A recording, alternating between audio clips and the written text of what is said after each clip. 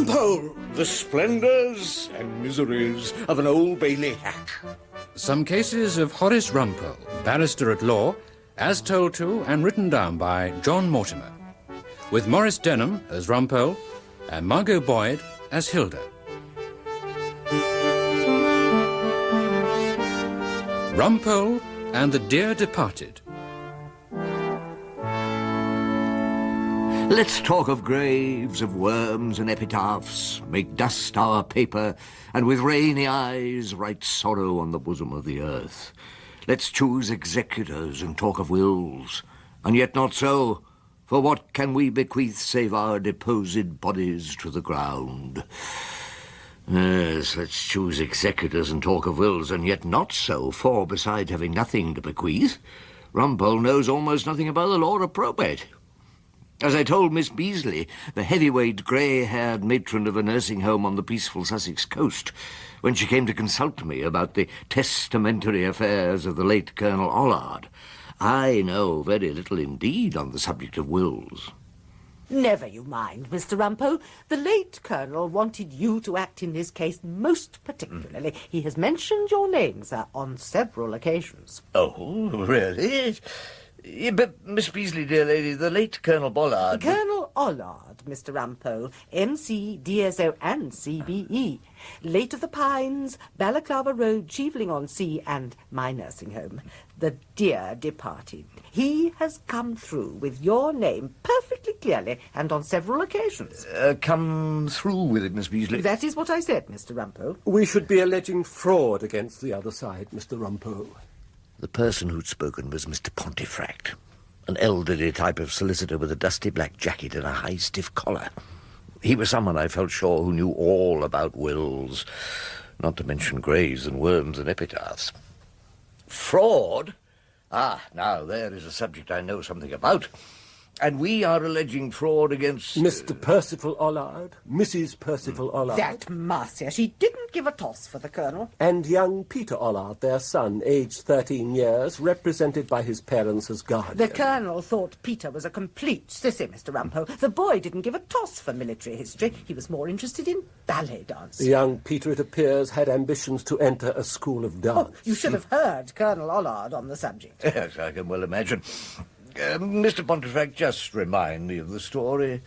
I asked to be reminded because, owing to the pressure of a rather enjoyable little murder, I hadn't read the papers.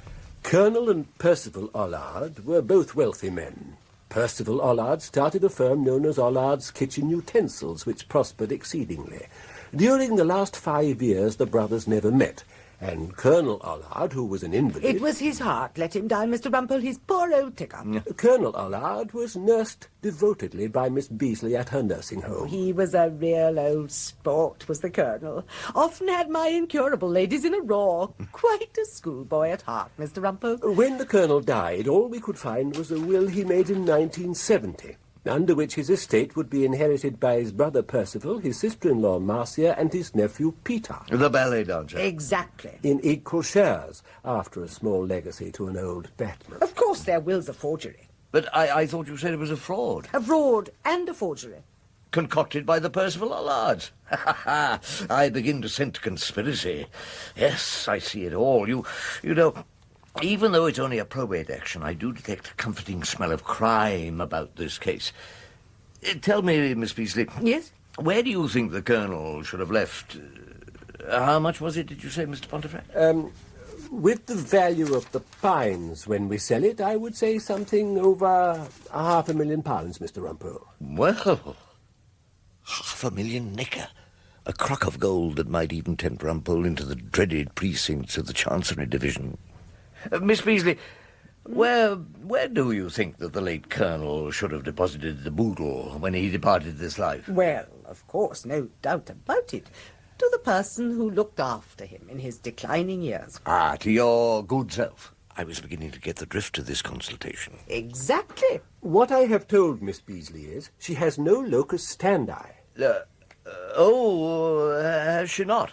Miss Beasley is in no way related to the late Colonel. In absolutely no way. Miss Beasley insisted we saw you, Mr. Rumpole. But you've only confirmed my own views. Legally, we haven't got a leg to stand on. Well, we'll jolly well have to find one, won't we, Mr. Rumpole? I won't keep you any longer. I'll be in touch just as soon as we find that leg you're looking for. The matron stood up in a businesslike way. I felt as though I'd been ordered a couple of tranquilizers and a blanket bath, and not to fuss, because she'd be round with Doctor in the morning. Oh, just one thing, Miss Beasley. Yes? You say the late Colonel recommended me as a sound legal advisor. He did indeed. He was mentioning your name only last week. Last week? Mm-hmm. But, Miss Beasley, I understand that Colonel Allard departed this life almost 6 months ago. Oh, yes, Mr. Rumpole, that's when he died, not when he was speaking to me. Oh, you want to watch that cold, Mr. Rumpole? It could turn into something nasty. Rumpole, that's the third time you've taken your temperature this evening. Well, what is it? It's sunk down to normal, Hilda.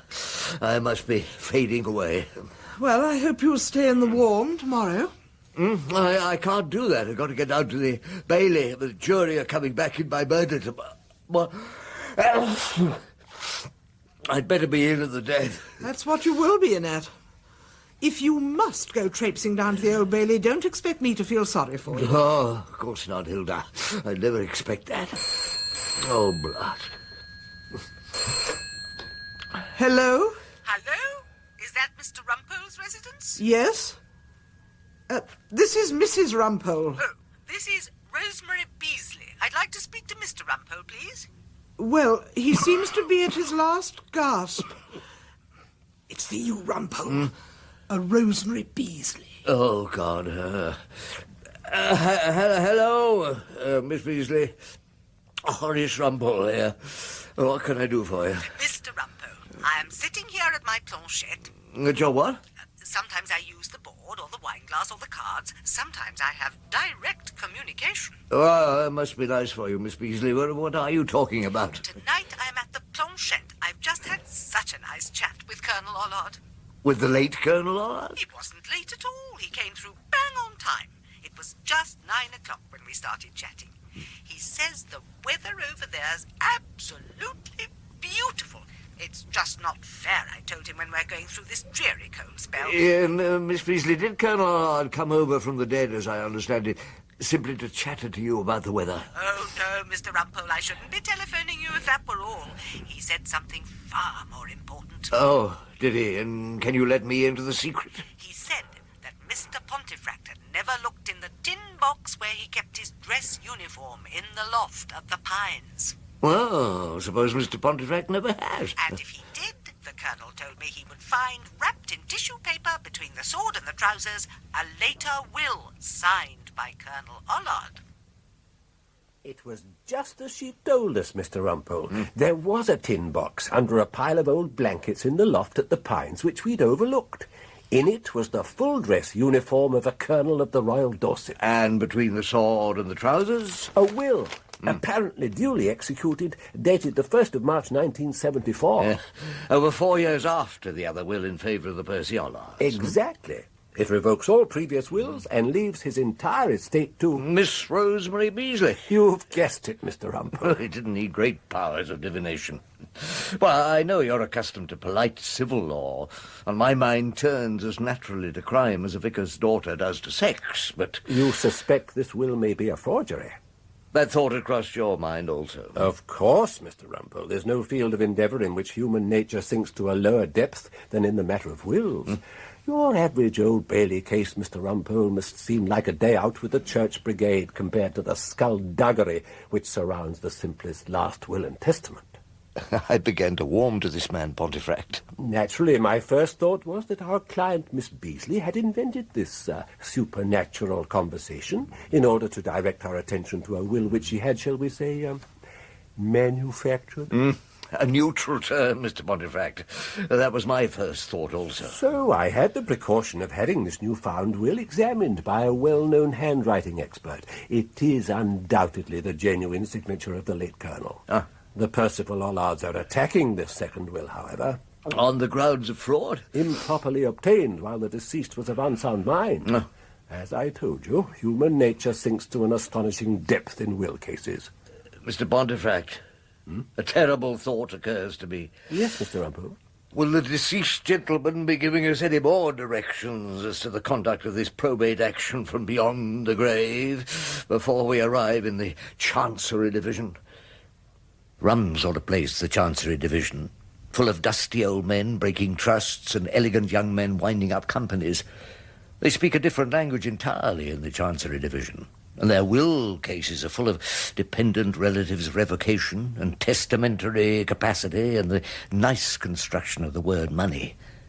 As I rose to my hind legs in the Court of Chancery, I felt like some rustic reveller who's blundered into a convocation of bishops engaged in silent prayer. May it please you, my lord. In this case, I appear for the plaintiff, Miss Rosemary Beasley, who is putting forward the last will of a fine old soldier, Colonel Allard. The defendants, Mr. and Mrs. Percival Allard and Master Peter Allard, are represented by my learned friend, Mr. Guthrie Featherstone, QC. It was true. The smooth-talking and diplomatic head of our chambers had collared the brief against Rumpole. Never at home in the rough and tumble of a nice murder, I thought that the Chancery Division was just the place for Guthrie Featherstone, QCMB. My lord, my client, Miss Beasley, is the matron and presiding angel of a small nursing home on the Sussex coast. There, she devotedly nursed this retired warrior, Colonel Allard, and was the comfort and cheer of his declining years. Mr. Justice Venables, the Chancery Judge, was giving a chill stare over the top of his half-glasses. Here was a judge who appeared to be distinctly unmoved by the Rumpole oratory. Declining years during which his only brother Percival and Percival's wife Marcia never troubled to cross the door of the home to give 5 minutes of cheer to the old gentleman. And Master Peter Allard was far too busy cashing the postal orders the Colonel sent him to even send a Christmas card to his elderly uncle. Oh, blow, blow, thou winter wild. Thou art not so unkind as man's ingratitude. Mr. Rumpole? My lord? I think perhaps you need reminding that jury box is empty. I looked at it. His Chancery Lordship was right. The 12 puzzled and honest citizens picked off the street at random were conspicuous by their absence. This was one of those occasions strange to Rumpole, a trial by judge alone. It is therefore, Mr. Rumpole, not an occasion for emotional appeals. Perhaps it would be more useful if you gave me some relevant dates and a comparison of the two wills. Yes, certainly, my lord. By his true last will of the 1st of March, 1974, the late Colonel recognized the care of a devoted matron. Just the facts, Mr. Rumpole. Just give me the plain facts.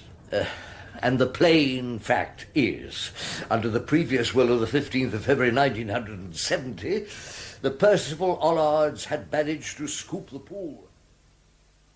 And finally, matron, what did you think of the deceased? He had his little ways, of course, but he was always a perfect gentleman. And what did you call each other, for instance? It was always Matron and Colonel Allard. Yes. Miss Beasley, during the time that Colonel Allard was with you, did Mr. Percival Allard visit him at all? I think he came over once or twice in the first couple of weeks. Once he took the Colonel for a run on the Downs, I think, and a tea out. But after that? Oh, no, he never came at all. And his family, his wife Marcia and the young Nijinsky? The young what, Mr. Rumpole? Master Peter Allard, my lord, a lad with a taste for the ballet. Oh, no, I never saw them at all. Yes. Thank you. Just wait there a moment, will you, Miss Beasley? Oh, yes. Miss Beasley, you say that Colonel Allard had his little ways. Yeah, he did, yes. For breakfast, for example, did the Colonel dislike rashers of bacon which were more than exactly 4 inches long? He disliked a lot of things, Mr. Featherstone, including young boys who indulged in ballet lessons. Just answer the questions, Miss Beasley. Try not to score points off the other side. Oh, dear.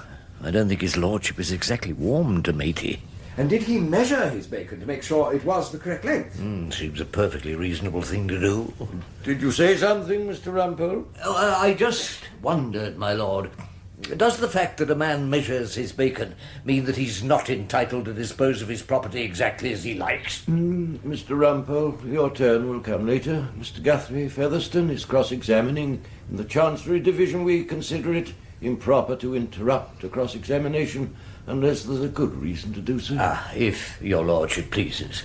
As a rank outsider, I am, of course, delighted to get your lordship's instructions on the mysteries of the Chancery Division. I suppose his lordship thinks that down the Old Bailey we interrupt opponents by winking at the jury and singing sea shanties. Let me ask you something else, Matron. Colonel Allard had fought, had he not, at the Battle of Anzio? That was where he won his military cross. And did he tell you that he had frequently discussed the Battle of Anzio with the Prime Minister, the late Sir Winston Churchill? I know that Sir Winston was always interested in Colonel Allard's view of the war, yes. And that he had also discussed it with Field Marshal Lord Montgomery of Alamein. Colonel Allard called him Bernard. Oh, really? And with the then Soviet leader, Mr. Stalin. Did Colonel Allard call him Joseph? No, he always called him Mr. Stalin. Very respectful, if I may say so. Oh, please, Featherstone, don't try and make her funny. You know he told a nurse one morning last October that he had been talking to Sir Winston, Lord Montgomery, and Mr. Stalin the evening before. Does that surprise you? No, Miss Beasley, you say it doesn't surprise you? not in the least, my lord. Oh, come on, Judge, don't interrupt the cross-examination. We don't do that sort of thing in the Chancery Division. This nurse will also tell us that Colonel Allard told her that he had been chatting to Alexander the Great, the Emperor Napoleon, and the late Duke of Wellington. Well, of course he would, you know. He would? Because he was suffering from mental instability, you mean? Oh, of course not. The Colonel had as much mental stability as you or I, Mr. Featherstone. Speak for yourself, Miss Beasley. Oh, very funny, Featherstone. What a talent. You ought to go on the music halls. So why did you say that the Colonel would speak to those gentlemen? Because they were all keenly interested in his subject. Which was? Military matters. Military matters, yes, of course. But all the names I have mentioned, Churchill and Montgomery, Wellington and Napoleon, Stalin and Alexander the Great, they're all dead, aren't they, Matron? Yes, indeed. But that wouldn't have worried the Colonel. He was most sympathetic to people who were ill. Being dead wouldn't have put him off at all. But did the Colonel think he could talk to those deceased gentlemen? Oh, yes, of course he could. You really believe that, Miss Beasley? Oh, dearie me. My first day out for years in the Chancery Division, and we're going down the drain. You could talk to the Emperor Napoleon, my lord, if you were a believer. A believer, Miss Beasley? In communication with the other side. And both you and Colonel Allard were believers? Oh, yes. We had that much in common. Can you communicate with the late Joseph Stalin, Miss Beasley? Of course I could, but let's just say that I wouldn't care to. Perhaps not. But can you communicate, for instance, with the late Colonel Allard? Yes, indeed.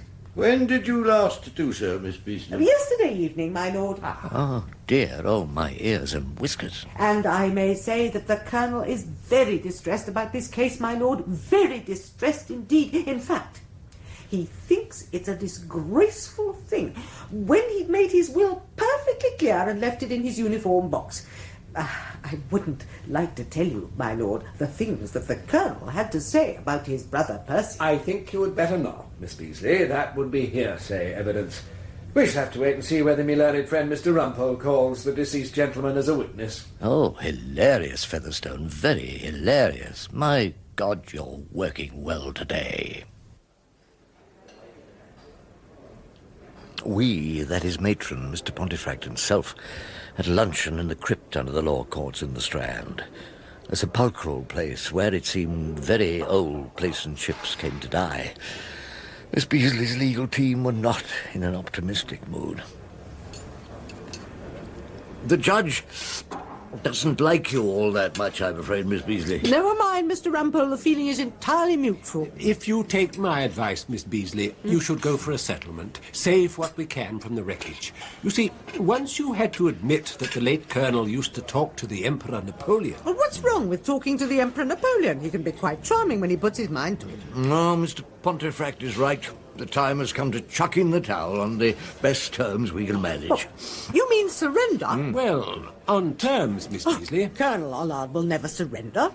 Anyway, you haven't cross-examined that wretched Percy Allard yet. The Colonel says Mr. Rumpole's a great cross-examiner. Well, it's very kind of He him, but- says that he'll never forget reading your cross-examination about the bloodstains in the Penge bungalow murders. He read every word of it in the Sunday paper. My dear lady, that was 35 years ago.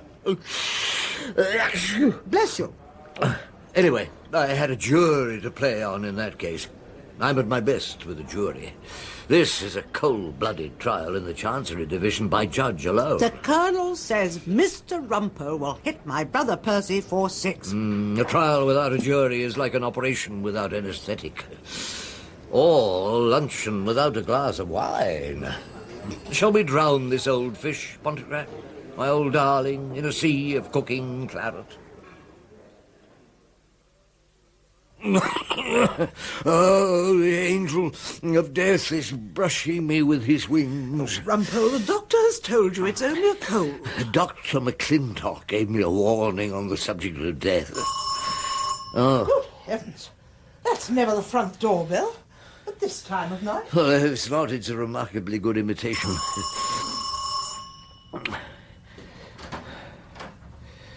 Yes? I'm Rosemary Beasley. Is your husband in? Well, I can see him there. I'm afraid he's in his dressing gown. He's got a bit of a chill. A bit of a chill. I'm dying. Oh, it's you, Miss Beasley. Well, don't die Well- yet, Mr. Rumpole. You've got our case to win. Don't you think I could conduct it perfectly well from beyond the grave? Oh, now you're teasing me. Your husband's the most terrible tease, Mrs. Rumpole. Listen to this, Mr. Rumpole.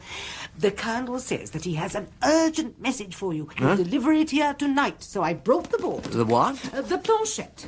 To my dismay, Matron then produced from a kind of black plastic hold-all a small heart-shaped board on casters, which she plonked on our dining table.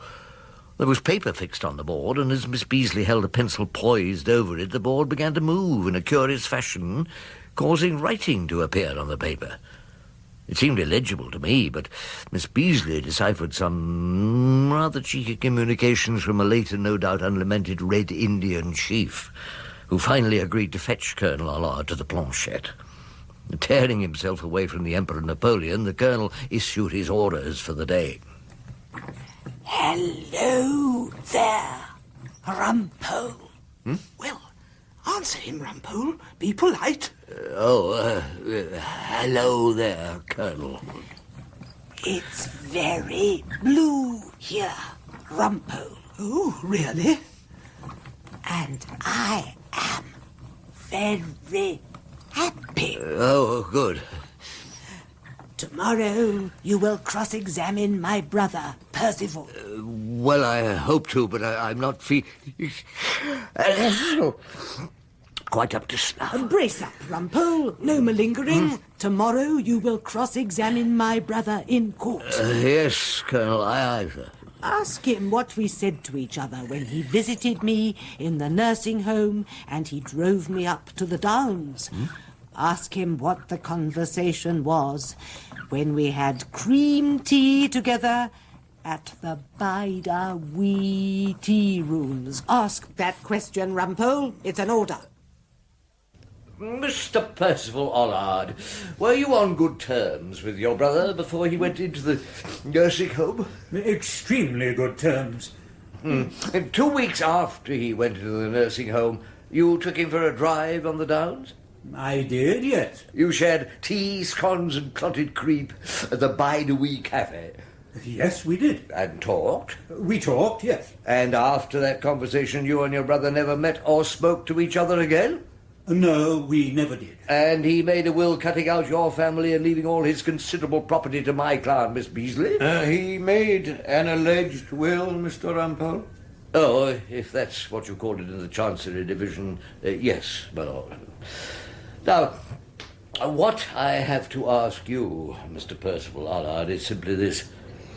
What did you and your brother say to each other at the Bide-A-Wee Cafe? My lord, need I answer that question? Mr. Rumpole, do you press the question? My lord, I do. Then it is relevant and you must answer it, Mr. Allard. My lord... But I see the time. You may give us your answer after luncheon, Mr. Percival Allard. Shall we say 2 o'clock? That bloody judge, he's let the witness off the hook.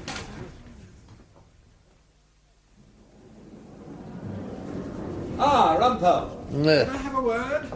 Before we go back into court. Featherston, has your client thought of his answer? He's thought of his answer to this case. Oh, what's that? We're chucking in the sponge. Our hands are up. We surrender. Matron can have her precious will. We offer no further evidence. Oh, really, Featherston? You could have knocked me down with a chancery brief, but I tried to sound nonchalant. Oh, that's very satisfactory. I say, Rumpole, a fellow must be certain of his fee. You'll let me have my costs out of the estate, won't you? Well, I suppose so. I'd better just check. With your client? Oh, no, with the dear departed. As the defendants now raise no objection, I pronounce for the will of the 1st of March in favour of Miss Beasley. All parties will have their costs out of the estate. Thanks most awfully, Mr. Rumpole. The Colonel knew you'd pull it off and hit them for 6. Miss Beasley, may I call you matey? Please. What's the truth of it? What did the brothers say to each other over the scones of Darjeeling? How would I know, Mr. Rumpole? Only the Colonel and his brother know that. As a matter of fact, I found out as I was walking back to chambers with my ex-opponent Guthrie Featherstone. No reason why you shouldn't know, Rumpole. Your client had been Percival's mistress for years.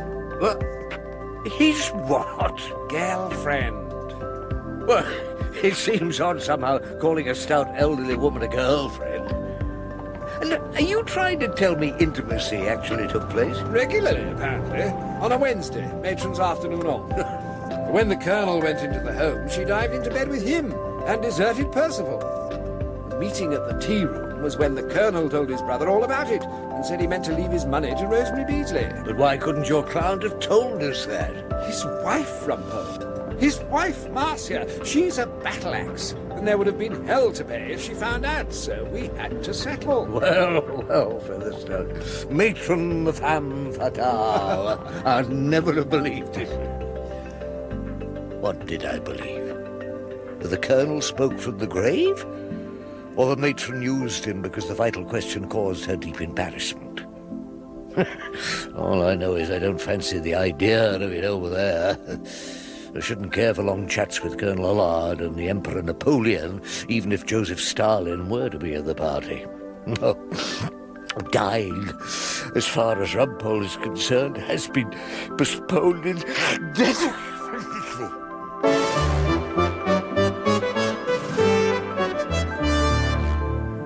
That was Morris Denham as Rumpole, Margot Boyd as Hilda, and Michael Spice as Guthrie Featherstone in The Dear Departed. Mr. Justice Venables was played by Peter Pratt, Mr. Pontefract, Preston Lockwood, Percival Allard, Martin Friend, and Rosemary Beasley, Jill Balkan.